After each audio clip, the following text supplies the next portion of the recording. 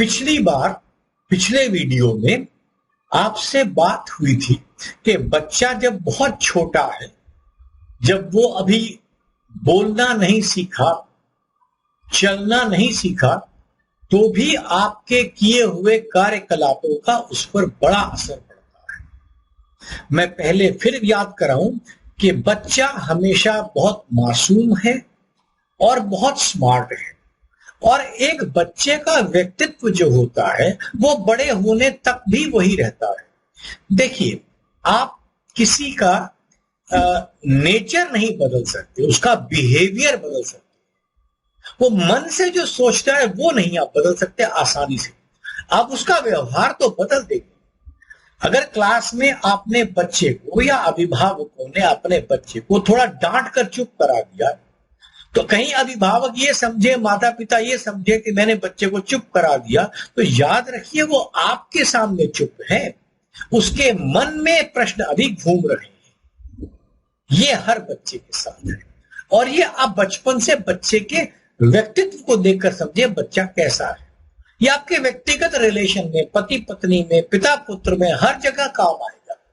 क्योंकि जब आपको ये पता लग जाएगा ये व्यक्तित्व बदलने वाला इस रूप में नहीं है, इससे हम ये नहीं करवा सकते, ये नहीं मनवा सकते, तो आप दूसरी चीजों से मनवा लीजिए, उसको थोड़ा बहुत कुछ एडजस्ट कर लीजिए।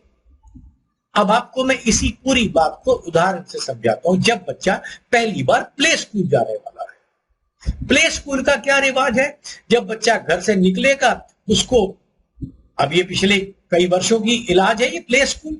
अब प्ले स्कूल के लिए क्या होता है, अब माता पिता की पहले बात समझ लीजिए। माता पिता क्या करते हैं, अपने मन में एक स्कूल की भावना बना लेते हैं कि मेरा बच्चा अगर संभव हो तो इस स्कूल में एडमिशन कराना है। अभी भी हमारे देश में, मैं जहां हिमाचल रहता हूं वहां पर, वहीं पर ऐसी स्थितियां हैं कि प्ले स्कूल का रिवाज कम है, बिकॉज वहां पर आपको सीटें जहां चाहे मिल जाती हैं। लेकिन जो बड़े शहरों में, उनमें क्या है, माँ बाप पहले ही तय करते हैं मैंने अपने बच्चे को डीपीएस में पढ़ाना है, मैंने अपने बच्चे को डीएवी में पढ़ाना है, या जिस भी स्कूल में पढ़ाना है, वो पहले तय कर लेते हैं, आकलन कर लेते हैं। अब आपको पता है उन स्कूलों में, बड़े स्कूलों में बच्चे का इंटरव्यू होना है, और इंटरव्यू में बच्चे से पूछेंगे कुछ सवाल। हम सवाल ये भी समझना चाहिए, उन स्कूल वालों से प्रश्न है जो बच्चे को उनकी बातों पर उत्तर देते हैं। देखिए, बच्चे का आप क्या जानना चाहते हो, नाक क्या है, उसका मुंह क्या है, नोजी क्या है, उसके माता पिता क्या है, कहाँ रहता है, ये बातें आप इतने छोटे बच्चे से पूछ करके भी उसका क्या आकलन आप कर लेंगे। लेकिन फिर भी एक रिवाज चल पड़ा है और हमें उस सिस्टम के अंदर रहना पड़ता है, इसलिए माँ बाप पहले सोचते हैं यार अब इसको एक प्ले स्कूल में डालते हैं। अब वो प्ले स्कूल की पोजीशन आप समझिए या छोटे स्कूल की पोजीशन आप समझिए, उनका ये है कि हमने आपके बच्चे को तैयार करके एक ऐसे स्कूल के इंटरव्यू के लिए तैयार करना ताकि उस स्कूल में उसका एडमिशन हो जाए। ये माँ बाप की भी सोच होती है और बच्चे को वहां स्कूल जाना होता है। अब बच्चा उस स्कूल में कैसे जाएगा, कैसे सीखेगा, ये बहुत कुछ आप बच्चे को स्कूल जाने से पहले तय करा देते हैं। अब ये कैसे तय कराते हैं, मैंने आपको कहा 80% से अधिक बच्चे जो बिल्कुल भोले हैं, उनके स्कूल जाना इस बात पर निर्भर करता है कि उसके स्कूल के बारे में, उसके प्री स्कूल के बारे में या स्कूल के बारे में अभिभावकों ने उसे क्या छवि दी है। अगर कोई ये कहेगा देखो अभी तो तुम गंद फैला रहे हो, एक बार स्कूल पहुंच जाओ, तुम वहां देखो मैडम तुम्हें सीधा कर देगी, गंद नहीं फैलाने देगी, तो बच्चा उसी समय समझता है कि स्कूल के अंदर शायद एक ऐसी जगह है जहां पर गंद फैलाने पर मुझे डांट पड़ेगी। वहीं पर अगर आप उस बच्चे को ये सिखाएं चलो स्कूल जाओगे वहां खेलने कूदने को मिलेगा, तो बच्चा समझता है वो स्कूल में मुझे खेलने कूदने जाना है। आप कहेंगे स्कूल जाओगे तुम्हें वहां मैडम खाने का तरीका सिखाएगी, तो उसे लगता है मुझे वहां खाने का तरीका सीखना। मतलब जो आप कहते हैं वो उसके दिमाग में आ जाता है। अब इसमें परेशानी क्या है, ये दोनों ही चीजें आप समझिए। अगर आपने स्कूल का सकारात्मक व्यक्तित्व उसको दिखा दिया कि स्कूल जाकर तुम्हारा ये लाभ होने वाला है, देखो ये, अब बच्चा लाभ हानि क्या जाने, उसको तो खुशी मिलनी चाहिए। और बच्चे की खुशी क्या है कि वो हंसता मुस्कुराता खेलता कूदता खाता पीता रहे, यही उसकी खुशी है। तो इनमें से कोई भी चीज अगर आप बच्चे को स्कूल के लिए बोलेंगे, प्री स्कूल के लिए, तो बच्चा खुशी खुशी जाएगा। और अगर आपने इसका रिवर्स कर दिया, जाते ही देखना मैडम गुस्सा करेगी, एक चपेट लगाएगी, सीधा कर देगी, तो बच्चा स्कूल में जाने से पहले ही डर चुका है। तो स्कूल में किस तरह बच्चे ने एंटर करना है, ये आपके उसी व्यवहार पर निर्भर करता है जो आपने बच्चे के मन में स्वयं दिया है। ये व्यवहार आपने बच्चे को दिया है, तो कितना व्यवहार आपका किया गया ये बच्चे पे चला गया। ये है उन मासूम बच्चों की बात। मैंने आपसे कहा कुछ प्रतिशत बच्चे जिद्दी होते हैं, हठी होते हैं। अब आप बच्चे को पहली बार तो घर से बाहर निकालोगे नहीं, जब वो स्कूल जाएगा घूमते फिरते वो मान लो उसने 2-3 स्कूल देख लिए हैं या 2-3 प्री स्कूल देख लिए, उसके मन में जिद बन गई है मैंने इस स्कूल में जाना है। वो स्कूल में एडमिशन उसका होता है नहीं होता, वो जिद बना चुका है मुझे स्कूल में जाना। शायद वो स्कूल का प्लेग्राउंड देख चुका है, स्कूल में बच्चों को खेलते देख चुका है, या कुछ उसको जानने वाले उस स्कूल के हैं, मतलब किसी भी तरह बच्चे को लगता है यार ये वाला फॉलो मुझे करना है। उसने अपनी जिद बना लिया कि मुझे इस स्कूल में जाना है। इसका मतलब वो बच्चा अगर उस स्कूल में चला गया, प्री स्कूल की बात अभी मैं कर रहा हूं, उसे कुछ ना भी पता हो तो वो प्री स्कूल के लिए अपने आप में पूरी तरह तैयार है, आपको उसको नहीं रोकना पड़ेगा। वो हट बना चुका है, वो स्कूल में जाएगा ही जाएगा। स्कूल में जाकर वो क्या करेगा वो एक अलग बात है, लेकिन उसके स्कूल जाने में आपको कोई कष्ट नहीं होगा, क्योंकि वो सीधा तैयार बैठा मन से मुझे स्कूल में जाना ही जाना है। तो ये उसके मन में पहली बात आ जाती है। तो ऐसा हठी बच्चा स्कूल बहुत आसानी से जाता है, सब्जेक्टेड टू कंडीशन। आप उसको स्कूल बाहर से दिखा करके, दाएं बाएं से स्कूल के बारे में बातें करा के, वो एक परसेप्शन अपने मन में बना ले कि मुझे इस स्कूल में जाना है, इस जगह जाना है। एक बार उसके मन में आ गया तो वो हट से वो काम पूरा कर लेगा। क्योंकि आप याद रखिए जो हठी होते हैं ना, बॉर्न टैलेंट उन्हें भी होता है।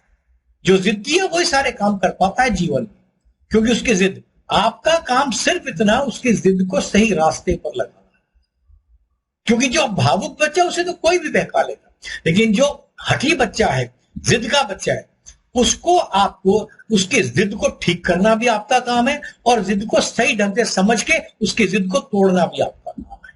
जैसे मैं आपको उदाहरण, मान लो रात को 11 बजे बच्चे ने कहा मां मुझे फला फला चीज खानी है, परोठा बना दो, रोटी बना दो। अब 11 बजे तो रोटी का समय नहीं है, 9 बजे आपने घर में खाना खा के किचन को समेट दिया है। अब 11 बजे उसने अपना खाना आपके सामने जिद करी। अब ये भी हो सकता है बच्चा हठी स्वभाव का नहीं है, लेकिन उस समय के लिए हट कर रहा है, उसके मन में जिद आ गई। तो उस केस में आप उससे थोड़ी बात करेंगे, थोड़ा खिलौनों में बहका देंगे, थोड़ा किसी और बात में कह देंगे बेटा अभी मैं बिजी हूं, कुछ भी तरह बात उससे करेंगे, या टीवी देखने लग जाएगा, तो वो भूल जाएगा मुझे खाने की जिद है। लेकिन अगर वो हठी व्यक्तित्व है तो क्या है, आप जितनी मर्जी उससे बात कर लें, जितना मर्जी उसको कह दें, वो थोड़ी देर बाद आप उसको 5 मिनट टीवी दिखाइए, 10 मिनट कार्टून दिखाइए, कोई बात कीजिए, उसके बाद फिर उसका वही सवाल होगा मेरा खाना, मुझे पराठा बना के दो। उसने बाजार से कोई चीज लेनी है तो मुझे आइसक्रीम लेके दो, जो भी चीज है।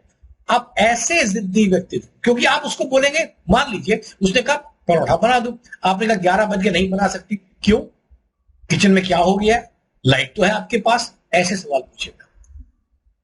आटा भी आपके पास है, गैस भी है, बन भी सकता है, दिन में भी तुम बनाती हो, अब तुम्हें क्या हुआ, ये बातें वो पूछेगा। लेकिन अगर आप उसको ये समझा दोगे बेटा ये एक तरीका सा है, हमने खाना चलो तुम्हें आज बना देती हूं और अगली बार ऐसी जिद तुम मत करना।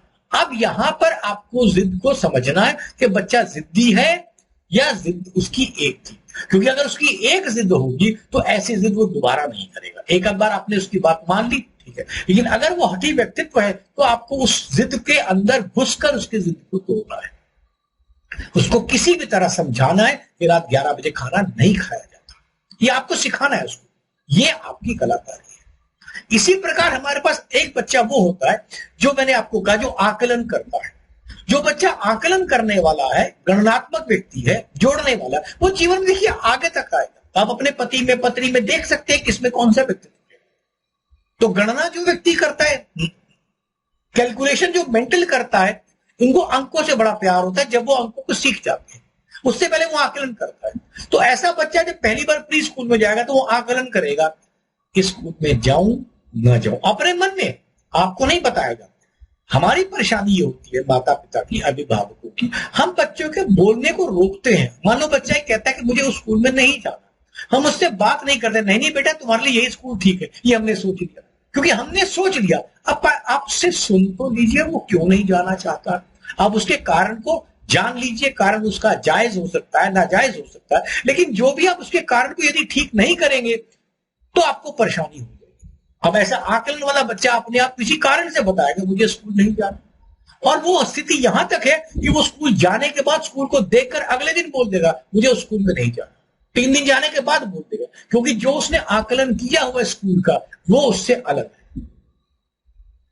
मतलब ऐसे बच्चों को परेशानी तब आती है जब घर का वातावरण और स्कूल का वातावरण बहुत अलग होता है, और घर के लिहाज से उसको उसके मन में ये आकलन होता है कि दोनों एक से ही होंगे, वो आकलन नहीं होता। अब बच्चा बहुत परेशान हो जाएगा। हालांकि फिर वही बात है कि अंत में बच्चे को स्कूल जाना है, आप उसके अभिभावक है, जो आप कहेंगे उसे करना है, लेकिन वो दिल से नहीं जा रहा है, ये बात याद रखिएगा।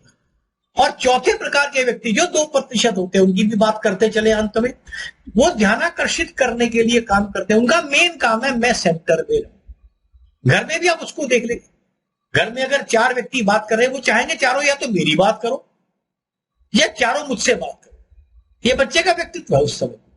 तो उसके सामने आप उसको एक काम दे करके अपने 4 व्यक्ति अलग बात कर सकते हो, लेकिन अगर आप चारों व्यक्ति उसके सामने बात करोगे, उसको बीच में सेंटर में नहीं लाओगे, वो जबरदस्ती अपना काम सुनाएगा और कुछ नहीं करेगा, सामने गिलास हिला देगा, खुद गिर जाएगा, किसी को दिखा देगा, ताकि आप किसी तरह उस पर ध्यान आकर्षित करें। ये बच्चा उस जब प्ले स्कूल में जाएगा तो उस अध्यापक को, उस टीचर को, उसको ये पता होना चाहिए ये बच्चा इस पर्सनैलिटी का है। इसलिए मैं कहता हूं कि बच्चों और अभिभावकों और जो अध्यापक होते हैं उनको हर स्तर पे हाथ से हाथ मिला के चलना चाहिए। हमारे यहाँ पीटीएम का तरीका क्या बन चुका है कि आप स्कूल जाएंगे, बच्चे में ये कमियां है, टीचर अभिभावक घर आए, बच्चे को डांटा पीटा, बात बराबर। वो कोई तरीका नहीं है। तो ऐसे बच्चे जो बहुत इस प्रकार से हैं, जो अपने ध्यान आकर्षित करते हैं, ऐसे बच्चों को अगर बच्चों के माता पिता स्कूल के अंदर चाहे प्री स्कूल उसमें बता दे कि मेरे बच्चे में है, तो कोई मुश्किल नहीं है। अध्यापक को सबसे पहले क्लास में आकर उसको सेंटर ऑफ अट्रैक्शन बना देना किसी तरह। हाँ भाई तुम ये काम बड़ा अच्छा करती हो, उसको कह दो हाँ भाई तू गा, तू नाच, तेरे कपड़े बहुत अच्छे हैं, कोई 2 बातें उसको कर दो, बस उसका काम आप स्पष्ट है।